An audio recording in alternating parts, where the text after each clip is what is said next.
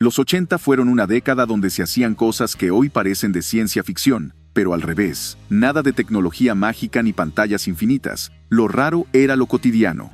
Desde cómo nos comunicábamos hasta cómo nos divertíamos, había hábitos que hoy suenan imposibles, pero eran completamente normales. Este ranking recopila 20 de esas costumbres que marcaron una era y que ahora se sienten como historias exageradas. Pero no lo son. Y cuando veas lo que se hacía en ese tiempo, vas a entender por qué para muchos esa década sigue siendo inolvidable. ¿Estás listo? Entonces comencemos. Los disquetes o discos flexibles fueron los primeros portadores de información digital que muchos conocieron. Aunque su capacidad era ridícula para los estándares actuales, eran imprescindibles para guardar trabajos escolares, juegos o archivos importantes.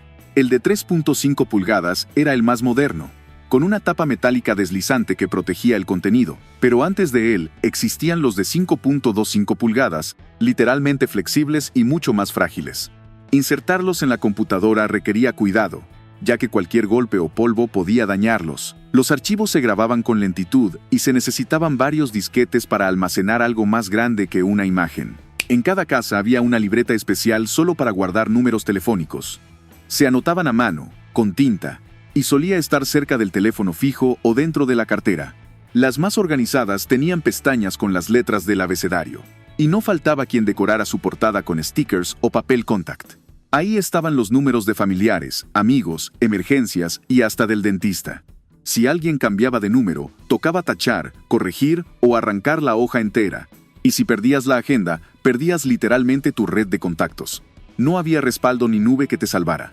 Tomar fotos era un acto de fe. Usabas una cámara analógica, metías un rollo de 12, 24 o 30 y 6 exposiciones. Y debías esperar a revelar todo para saber si salieron bien. Había que cuidar la luz, el enfoque, y no podías borrar nada. Las fotos malas costaban igual que las buenas. Después de sacar el rollo, lo llevabas a una tienda especializada o a una farmacia con servicio de revelado. Te daban un recibo y te pedían volver en una hora, un día o hasta una semana. Recibir el sobre con tus fotos impresas era emocionante o frustrante si salieron movidas o mal encuadradas. El Viewmaster parecía un par de binoculares, pero mostraba imágenes tridimensionales que cambiaban con solo presionar una palanca. Los discos incluían paisajes, personajes animados o escenas de películas, todo en 3D. Era simple pero muy entretenido. El Etch a Sketch, en cambio, era como un pizarrón mágico. 2 perillas controlaban una línea en la pantalla que te permitía dibujar. No era fácil dominarlo, pero lograr una figura reconocible se sentía como una proeza. Y cuando querías borrar, solo tenías que agitarlo. Nada de control Z. El periódico de papel era el desayuno obligado para millones de personas. Se compraba en el kiosco, se abría sobre la mesa, y cada quien leía su sección favorita. Las manos terminaban manchadas de tinta y las hojas arrugadas de tanto pasar de una a otra. Los titulares del día marcaban la conversación en la oficina, el transporte público o la sobremesa. Había crucigramas, tiras cómicas y suplementos de todo tipo. Y cuando ya no servía para leer, se usaba para envolver cosas, limpiar vidrios o forrar libros escolares. Confiesa sin miedo. ¿Eras de los que iba directo a las noticias, los deportes o a las tiras cómicas? Queremos saber qué parte del diario era tu ritual personal. Pedir una pizza requería marcar el número del local, esperar a que atendieran, decir tu dirección completa y elegir el pedido de memoria o con un volante en la mano. No había menús digitales ni rastreo en tiempo real. A veces había que repetir todo porque no se escuchaba bien del otro lado. Las promociones dependían del volante del mes, y la única confirmación de que tu orden estaba en camino era que sonara el timbre. Si el repartidor se equivocaba, no había reclamo inmediato. Era simple, directo y sin intermediarios. Cuando se terminaba un cassette, lo primero era rebobinarlo. Pero hacerlo en la grabadora gastaba batería o tardaba mucho. Así que el truco era meter una lapicera en uno de los agujeros del cassette y girarla a mano.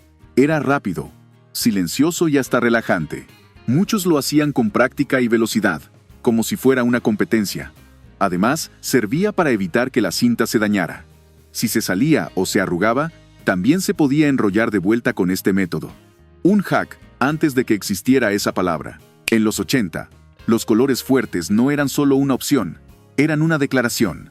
Camisetas verdes fosforescente, Calzas fucsias, medias brillantes y chaquetas con estampados imposibles llenaban calles, escuelas y discos. El neón no pasaba desapercibido. Y esa era justamente la idea. Los materiales como el spandex y el nylon reforzaban ese look futurista. Combinar era irrelevante.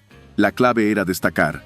Muchas prendas tenían frases en inglés o diseños geométricos. Era energía pura vestida. Y si brillaba bajo luz negra, mejor aún.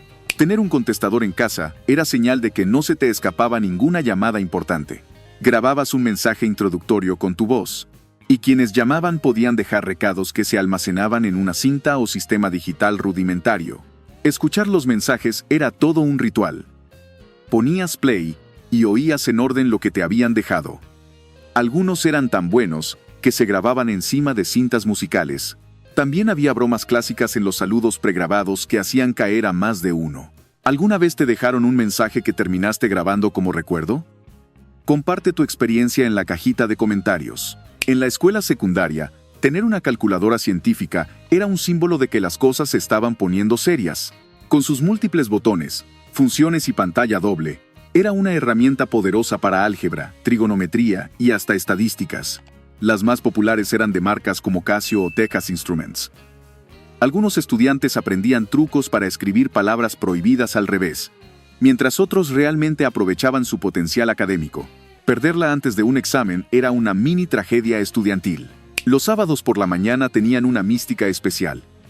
Eran el momento sagrado para ver caricaturas. Desde muy temprano, los canales de televisión programaban maratones de dibujos animados que iban desde clásicos occidentales hasta los primeros animes que llegaban doblados. Personajes como los Thundercats, He-Man, Mazinger Z o los Supercampeones se volvieron íconos culturales. No existía el control de repetición, así que, si te perdías un capítulo, no había forma de volver a verlo. Por eso, muchos niños se levantaban solos antes que sus padres, con el tazón de cereal en la mano. Durante los 80, los vuelos comerciales aún permitían fumar en ciertas secciones. Aunque los aviones estaban divididos entre áreas para fumadores y no fumadores, el humo se esparcía por toda la cabina. Incluso los baños estaban equipados con ceniceros integrados en la puerta. Las aerolíneas ofrecían encendedores integrados en los reposabrazos y ceniceros en los asientos.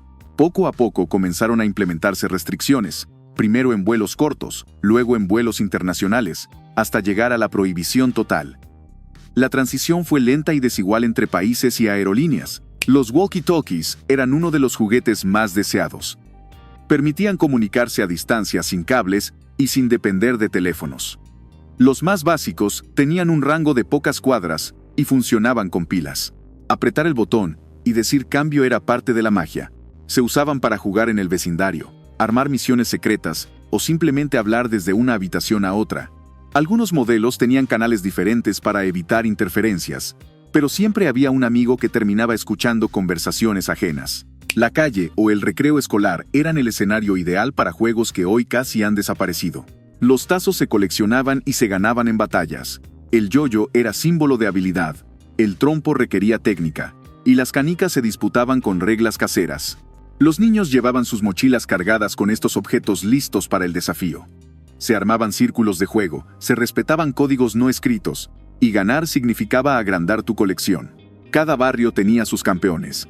Y perder tus piezas favoritas podía doler más que una raspadura. Las loncheras metálicas eran un accesorio infaltable para ir a clases. Decoradas con personajes populares como los Pitufos, Transformers, Snoopy o personajes locales, incluían un pequeño termo en su interior y una manija plástica que muchas veces se rompía. Eran resistentes, coloridas y hasta tenían valor de colección. Dentro llevaban el clásico combo: sándwich envuelto en papel aluminio, jugo, alguna fruta y un dulce. Y si se abollaba o perdías la tapa del termo, el drama estaba garantizado. No era solo un recipiente, era parte de tu identidad escolar. ¿Fuiste de los afortunados con una lonchera que todos querían? ¿O te tocó conformarte con una que no te gustaba? Cuéntanos tu historia. Antes de que existieran las rutas en pantalla, los viajes se planeaban con mapas de papel que ocupaban todo el tablero del auto. Se compraban en estaciones de servicio, se abrían con dificultad, y muchas veces eran compartidos por el copiloto que indicaba direcciones en tiempo real. La lectura de un mapa requería interpretar símbolos, colores y escalas. Se trazaban rutas con lapicera y se memorizaban puntos de referencia. Si uno se perdía, había que detenerse a preguntar. Algunos mapas terminaban con marcas, dobleces y anotaciones hechas a mano. La enciclopedia era la fuente de consulta obligada para hacer tareas escolares. Generalmente ocupaban varios tomos, y cada letra del alfabeto tenía su propio volumen. Se compraban por entregas o en ferias de libros, y tener una colección completa era un orgullo familiar. Buscar información requería leer artículos largos, subrayar con lápiz y tomar apuntes. No había copiar y pegar. Además, muchas veces los datos estaban desactualizados, pero seguían siendo lo único accesible. Incluso algunas incluían ilustraciones o láminas que eran usadas en maquetas escolares. Mandar una carta era una experiencia completa. Elegir el papel, escribir a mano, doblarla con cuidado, meterla en un sobre, pegarle una estampilla y llevarla al buzón. El destinatario podía recibirla días o semanas después, dependiendo de la distancia. Las cartas eran personales, íntimas y muchas veces emotivas. Se usaban para escribir a familiares lejanos, amigos de vacaciones o incluso a celebridades. También eran parte de concursos de revistas o clubes de fans. El papel calco era el recurso ideal para quienes no sabían dibujar o necesitaban repetir un diseño exacto. Se colocaba entre la hoja original y una hoja en blanco, y al trazar con lápiz encima, se copiaba la imagen o el texto al papel inferior. Se usaba en tareas escolares, manualidades y hasta para crear decoraciones. Había que tener buen pulso, porque un movimiento en falso podía arruinar todo. En algunos casos, los profesores hasta exigían el uso del calco para aprender estructuras, mapas o esquemas. Cuando la señal de televisión era débil, uno de los trucos más populares era envolver la antena con papel aluminio para mejorar la recepción. No había ciencia exacta. Algunos hacían figuras, otros simplemente forraban las puntas. Mover la antena era todo un arte. A veces, la mejor señal se lograba en una posición incómoda, así que alguien tenía que quedarse sosteniéndola mientras el resto veía el programa. Y si pasaba alguien caminando cerca, la imagen podía perderse. Y si hay algo que tienen en común todas estas cosas, es que nos formaron sin que nos diéramos cuenta. No eran solo objetos, costumbres o momentos, sino que eran parte del ritmo de la vida, de lo que nos unía con otros, de lo que nos hacía sentir que estábamos creciendo en una época única. Así que cuéntanos, ¿cuál de estas cosas viviste? ¿Qué otra te parece que falta en este ranking? Los comentarios están abiertos para que armemos entre todos el archivo vivo de lo que fue ser niño o joven en los 80. Si te gustó recordar estos momentos, dale like y comparte el video con quienes también vivieron la magia de estas épocas. Nos vemos en el próximo video.